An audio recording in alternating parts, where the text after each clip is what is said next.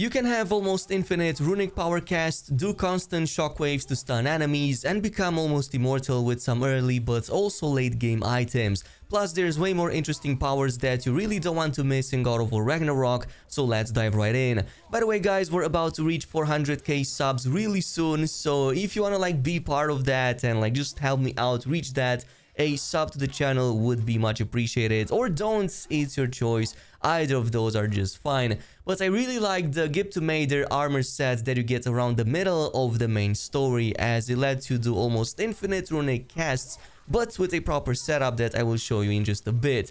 The description reads that it has a moderate chance when using a runic attack or relic to immediately restore 70% of its cooldown. So if you cast any of these two, you'll oftentimes see the effect popping up and then fill the bar no matter how long the cooldown may be. It obviously depends on how much luck stat you have, which is why we're going to add a couple more items to make it a bit more reliable. One of them is going to be the Luminous recovery handles for the Blades of Chaos. You can find these, by the way, in the northeastern section of Nidavellir, but you will need the spear for that puzzle. You'll just need to head over to this area with the fountain and then jump on the platform above for the golden chest that will give you the item within. This makes your triangle plus R1 flame whiplash ability to now grant you a blessing that also restores a portion of the cooldown both for the relics and the runic powers. So it's kind of like an on-demand way to constantly regen this as long as you hit targets with the flame whiplash. Definitely suggesting to also pair this with the Hilt of Roti that you get after defeating the 2 Oath Guards in the crater area to further mark the target and then get even more cooldown reduction both from this source as well as from the previous whiplash. If you get both of them at the same time, it takes just a handful of hits to refresh the entire cooldown of all of these abilities at the very same time, so totally worth it. If you want to bring this a step above and make it complete, I highly recommend adding the Seal of Runic Storm in the mix, since you're going to be casting so many spells anyway. This will create a storm of Bifrost all around your character whenever using runic attacks of 3 different weapons. So obviously you're going to need the spear too, but 1 runic attack per each weapon is enough, and you'll have roughly 7 seconds to cast the next one until it counts for the storm. Once it triggers, you get a very big AoE effect that swirls around you, debuffing enemies with Bifrost while also dealing small amounts of damage and interrupts. The Bifrost effect is what you'll be looking for though, as this can power up your melee attacks to deal even more damage. To get this, by the way, you need to finish the Burning Skies favor in the bonus area of Vanaheim, leading to this dragon boss fight right here, at the end of which you're going to get the seal, and I highly recommend you follow this. But moving on to number 3, the next item is going to be a very interesting one. It's called the Stunning Fang. Whenever you hit stunned enemies with this, it unleashes shockwaves that have a chance to also grant increased strength and further stun both the primary targets and enemies around. This is a perfect fit for example, the Stunning Bjorn armor and the hardened war handles to turn an already amazing stun build into something that I would call just purely overwhelming. Mostly visually, because now every single attack against a stunned enemy will cause this noticeable shockwave all around them that deals that extra damage and just gets them stunned more easily. So now your stuns not only do insane damage, but they also look insane with the effects. I only wish that there was a way to turn them down.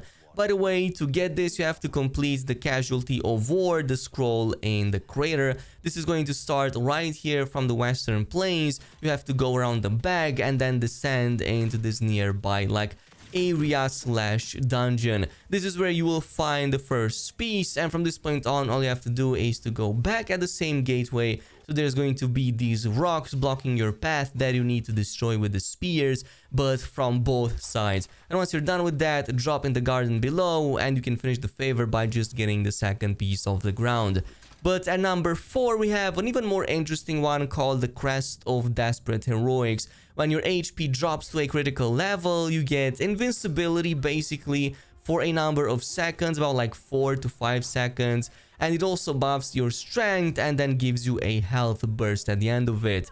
Invincibility barrier is definitely like the most important over here because it just like interrupts and like stops any source of attack against you.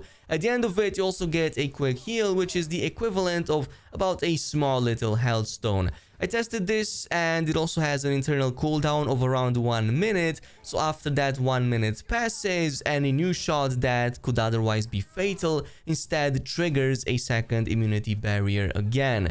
So you can probably do this infinitely as long as you can do something in that 1 minute to survive. You can, by the way, get this by completing the favor called Casualty of War, the brooch in the crater area. You just need to head over right side of the boat in the same location and then pick the first piece of the ground, which is also going to spawn that ghost.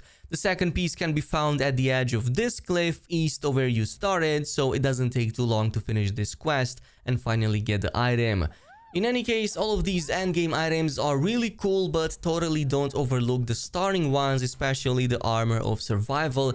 It may not have any bonus effects and it doesn't look cool like some of the other options, but it does have the best bonus stats at max level compared to any other armor set.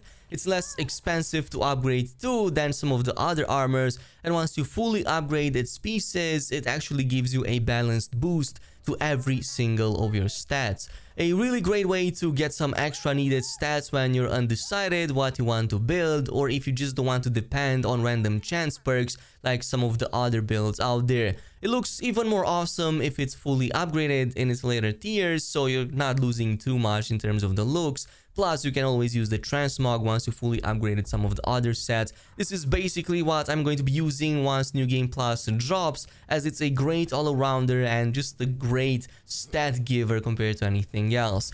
That, or if you really like melee damage, you can totally use Soul Spalders of Courage that you can get a bit later in the main story, but this comes with a very powerful Redemption Rage passive. So this increases your melee damage based on your rage, while incoming damage that's otherwise lethal will now absorb available rage instead of letting you die. I cannot stress how powerful this effect is, especially in the later stages once you do have at least like 3 or maybe even 4 rage bars almost constantly filled whenever you're doing damage or fighting enemies, so you're getting that extra damage on top, but you do have to keep the rage bar full to get the maximum out of the melee damage bonus. On the other hand, you can further buff these with the Jotunheim enchantments, which further increase your rage amount depending on the vitality amount that you have, which if you go with the starting survival armor should be plentiful enough to get at least 1 additional bar on top. So you get that extra melee damage on top, but if there's anything that would otherwise kill you, it's kind of like having a secondary HP bar that is now drained, so you can like just rely on it and not die as instantly as it happens on some of the higher difficulties. But yeah, this is it with the items. Thanks so much for watching, and I'll see you guys in the next video.